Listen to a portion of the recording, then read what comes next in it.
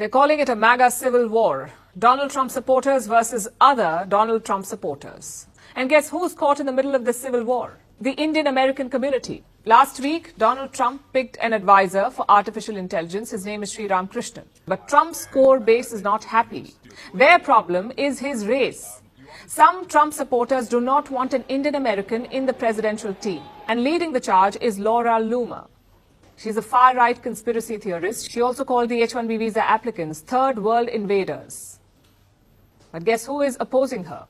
Elon Musk and Vivek Ramaswamy. Our American culture has venerated mediocrity over excellence for way too long. You see, the original MAGA was made up of conservatives. They do not like any policy that will increase migration. But the new MAGA is different. It is dominated by tech bros like Elon Musk and Vivek Ramaswamy. They do not oppose talented migrants.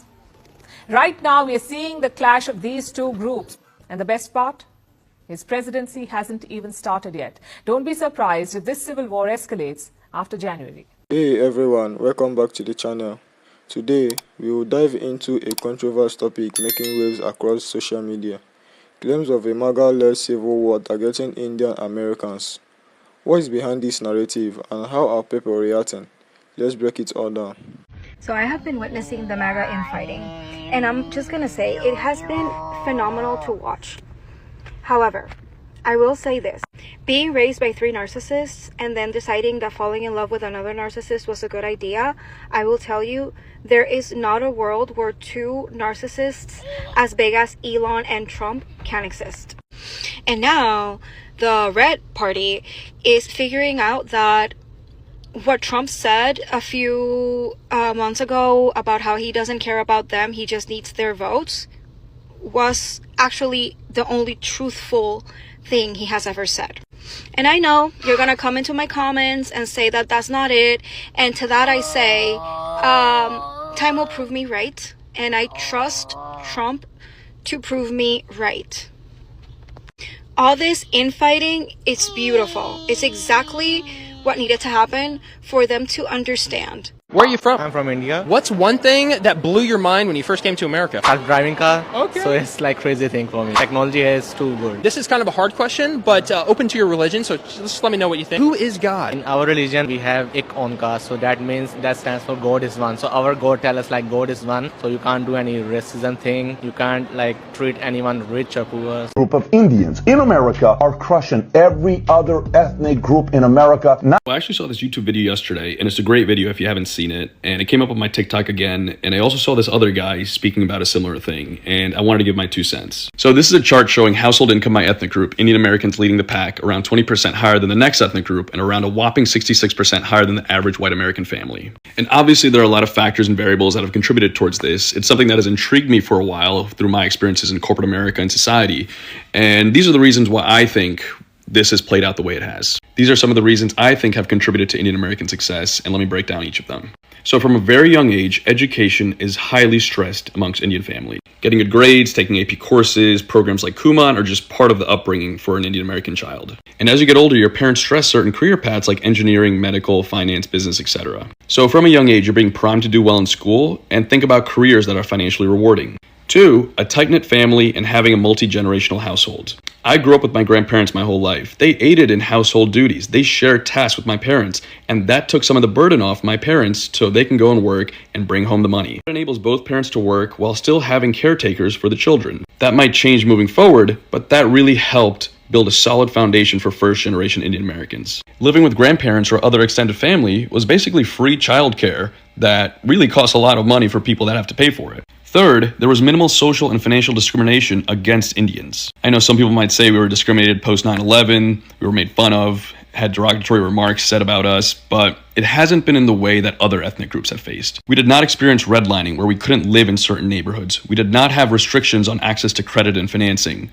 We have been pretty insulated from access to credit, access to finance, and that has helped us have economic mobility in society. Number 4, we tend to marry within the same ethnic group, which enables shared values between both sides of the family. You share similar values, beliefs, mindsets between both sets of parents, which enables a very holistic upbringing for a child. If both sets of parents and both sets of grandparents are stressing the same values, you're creating a very well-rounded and directionally curated life for the child. And number 5, this is one of my favorites, playing the game of life and hustle. People that came from India and even other ethnic groups that came from places of economic hardship have a mentality that is unlike anyone else's. When Indians came to this country, and even other ethnic groups that came from economic hardship, they have a hustle mentality that is unrivaled. They came from a world where hustling and working hard was the key to success. And I call this the game of life. When they came from India, the game was very difficult. They were competing against billions of people. When they come to the US, the country had already reached middle class status. There's a sense of entitlement that people in society may have. So when you bring some hardworking people into a country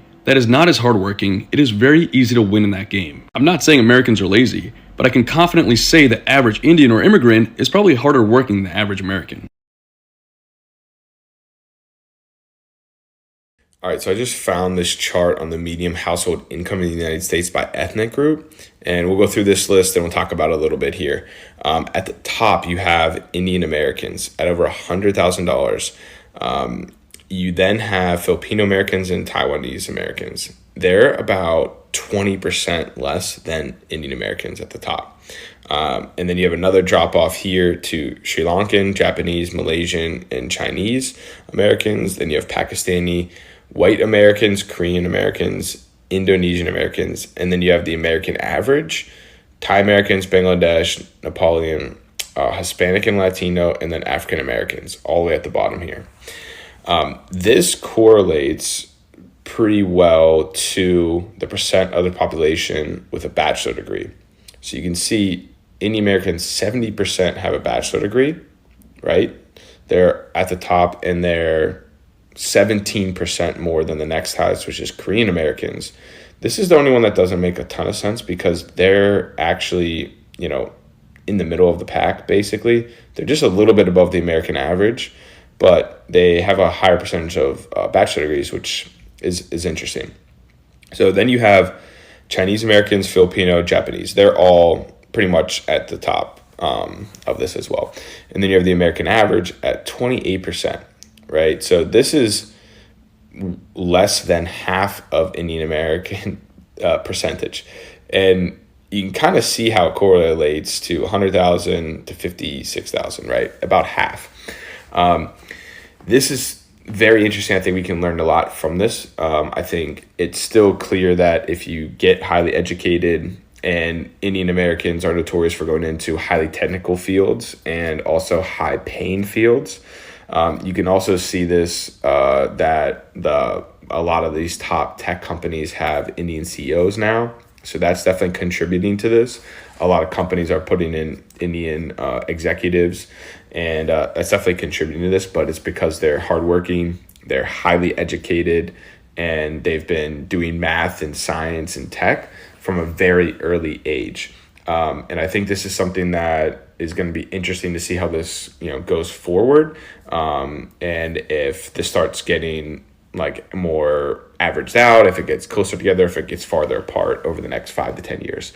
But let me know what you think. I'll be doing a lot more of these charts and videos on business, economics, tech, all this stuff. So follow me for more, and take care.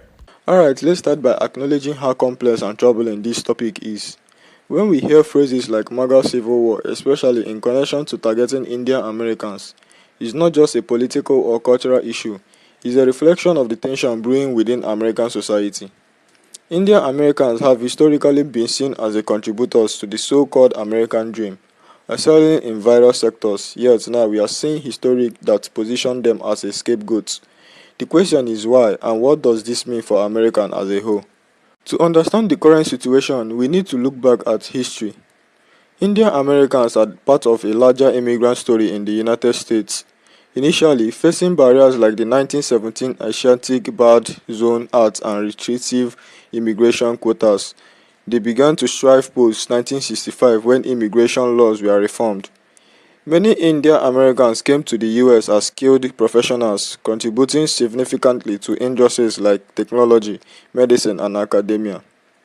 Despite this, they have faced racism and xenophobia. Remember the Dotbusters hate group in the 1980s.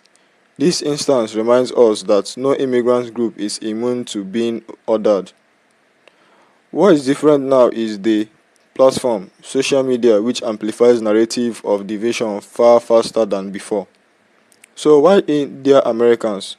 Some analysts believe is their growing political influence. Over the years, we have seen a significant portion of Indian Americans align with the progressive causes. Figures like Vice President Kamala Harris, who is of Indian descent, and Congresswoman Paramila Jahapal represent these shifts. For far-right groups, this group influence can feel threatening. This is a compound by stereotypes. Some view Indian Americans as elites or part of the so-called globalist agenda.